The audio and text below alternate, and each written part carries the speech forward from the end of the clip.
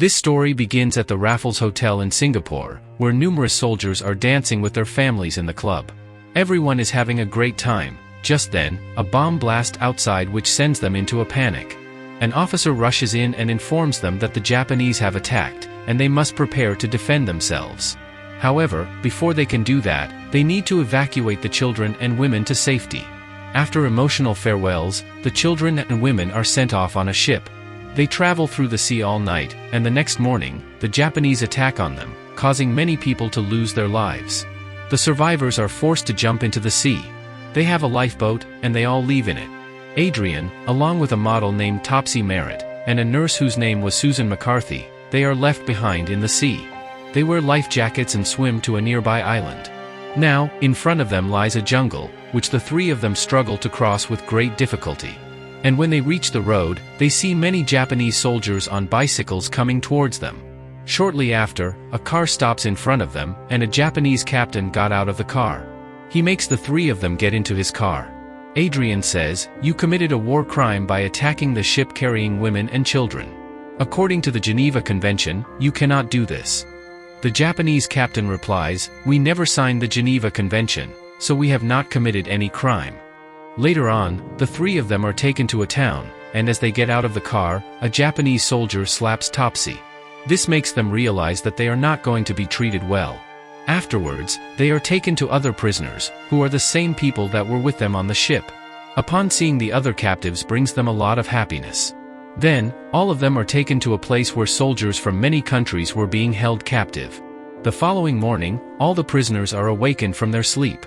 A commander stands before them and declares, "You are prisoners of Japan, so you must obey our commands." They are then ordered to bow before the Japanese flag. Reluctantly, they all lower their heads in submission, because they have no other option. Following this, a truck arrives and dumps a pile of leftover and filthy food in front of them. They are forced to cook and eat this food to survive. Once they finish eating, they are sent to work in the fields.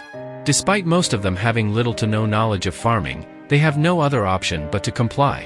Additionally, there is a severe water shortage in this place, so all the females are sent to fetch water from a distant river, which the Japanese soldiers use.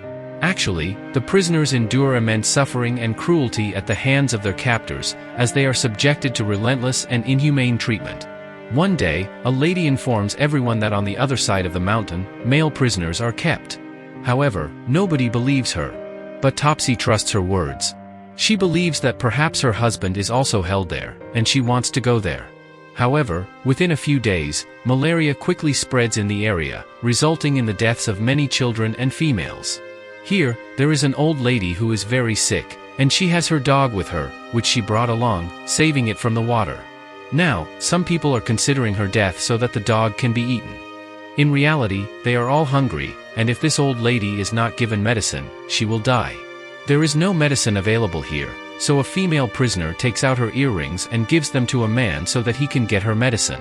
But to get the medicine, they will have to go to the other side of the wire fence, which is very dangerous. As night falls, a lady goes to the other side of the wire fence to get medicine. When she returns with the medicine, she senses suspicion from the Japanese soldiers, but she somehow manages to come back to her place.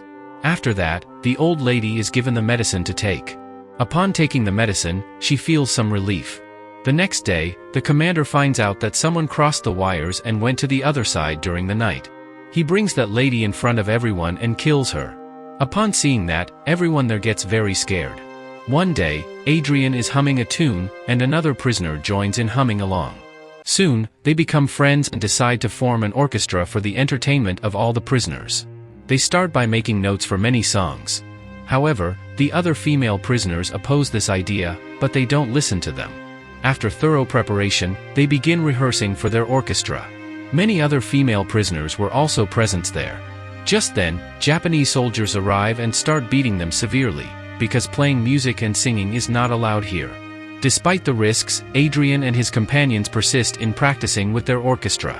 They seize every opportunity to rehearse their songs covertly. Because of which, they are prepared many songs. One day, a sergeant arrives with a list containing the names of many females. He takes them all in a truck to a bungalow where Japanese officers are present. They are told that if they compromise with all these officers and do as they instructed, they will get good food, accommodation, and every convenience. Upon hearing this, many females become furious and angrily leave the place. However, some females decide to compromise with them. Several months have passed, and the war is still ongoing. Many females have died from hunger and due to illness. One day, Adrian tells Susan to join their orchestra, but she refuses and walks into a room where there are dead bodies. She sees the doctor extracting a gold tooth from the mouth of a dead body. Upon seeing this, she gets very angry. The doctor, who is also a prisoner, she explains that she takes medicine from Japanese soldiers in exchange for the gold teeth to help other prisoners.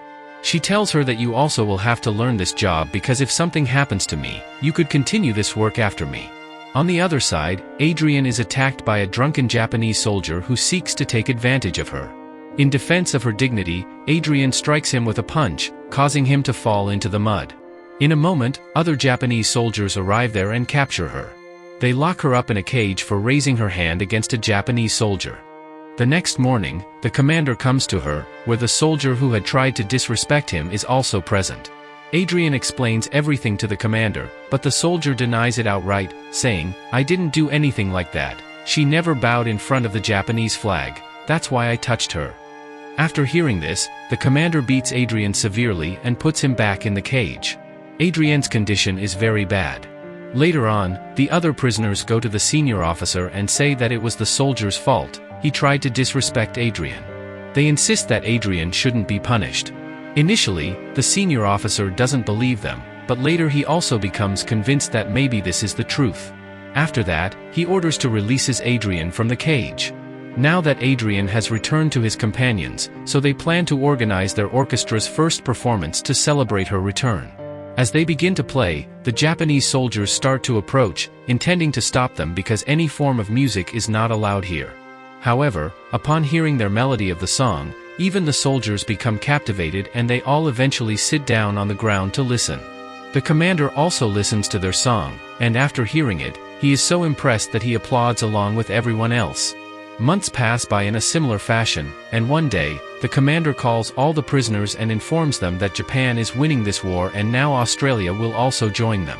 Upon hearing this, a nurse curses under her breath, which the commander overhears. Afterwards, he tied her between some sharp wooden sticks.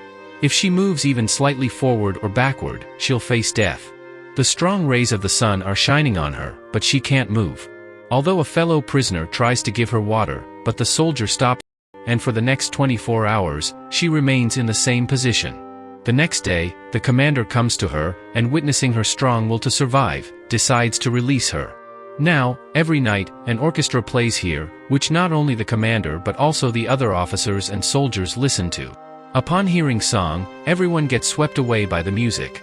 Today marks 2 years since they've been here, and preparations are underway to relocate them elsewhere after 2 years. The reality is that Japan is losing this war. Now, other prisoners are being brought here, and it's then that Topsy notices among them her husband. Seeing him brings her joy, but she knows that the Japanese soldiers will kill her husband. After that, she is sent with the rest of the prisoners by train to another place. The condition of this place is very bad. There are no mattresses to sleep on, nor is there enough food to eat. As a result, people have to eat wild fruits, flowers, and even snakes to survive. Many people fall ill from this, leading to their death. Additionally, Topsy, who had seen her husband here, is in very bad condition. She has lost all desire to live because she knows her husband must have died by now, and in this sorrow, she also meets her end. Many of the prisoners have now passed away. Those who remain are faced with a graveyard right before them, which belongs to their companions. They have forgotten their old lives, and now this truth feels real to them. The hope within them of getting out from here has completely vanished, and on August 24, 1945, Commander comes to them and informs them that the war is over. Therefore, all the soldiers with the commander leave this place, which means they are all now free. Having gained their freedom, they all start dancing and singing with joy. This is a true story of World War II, which was depicted in the 1997 film, Paradise Road. We hope you enjoyed this story.